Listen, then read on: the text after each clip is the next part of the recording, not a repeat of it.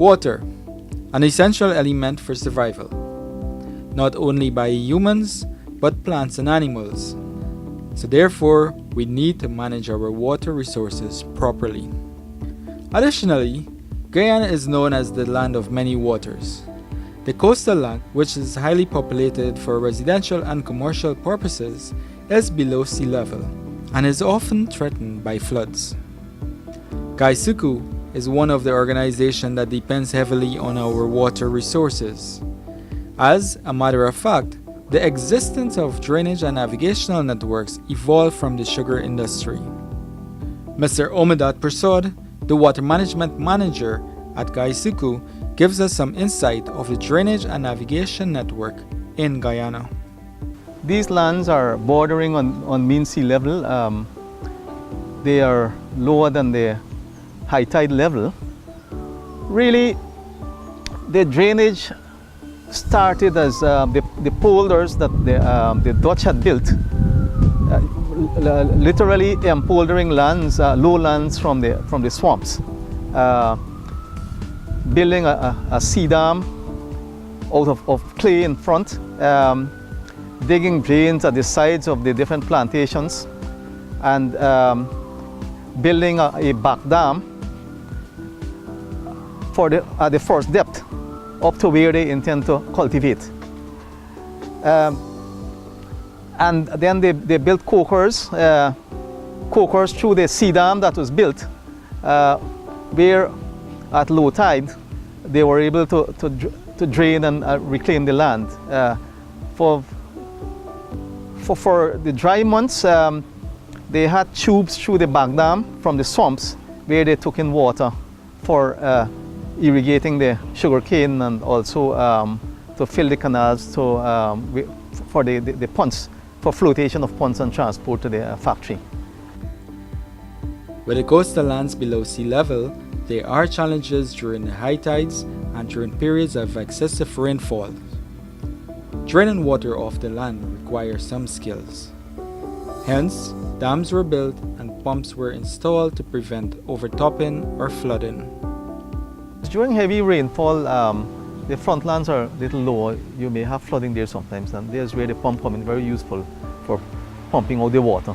Over 100 years ago, in different parts of the industry, drainage pumps were added.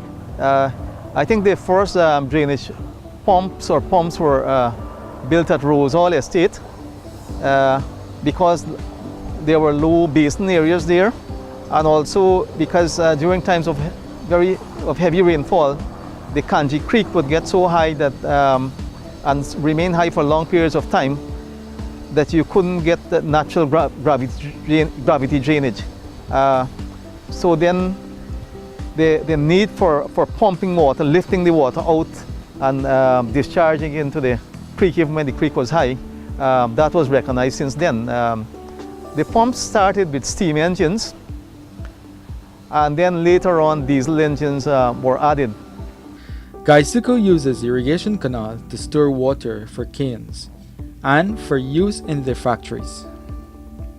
Also, water is used as the main method for transporting canes to the factories via navigation canals.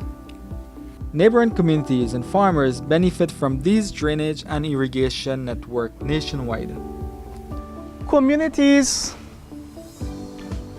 within the estate, within the frontlands of the estates, they are virtually totally drained by the infrastructure, the drainage facilities of the estates. Mainly the drainage pumps and the sluices and our main drainage systems. It's important to point out that the runoff, that's the rainfall runoff from residential areas, is greater than from the sugarcane. And also the runoff is more rapid from these built-up areas, because the housing areas, there are a lot of paved areas, impermeable areas.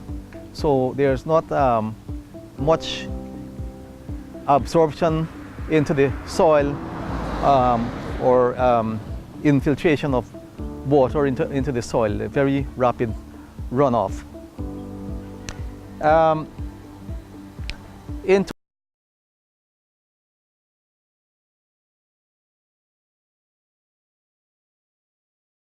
estates. Now,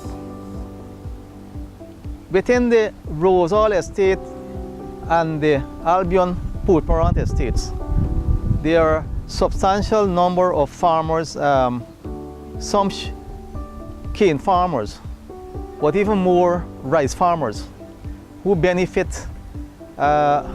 Some benefit from both the drainage and irrigation, but within those areas, Rosal, Albion, they benefit more greatly from the irrigation system.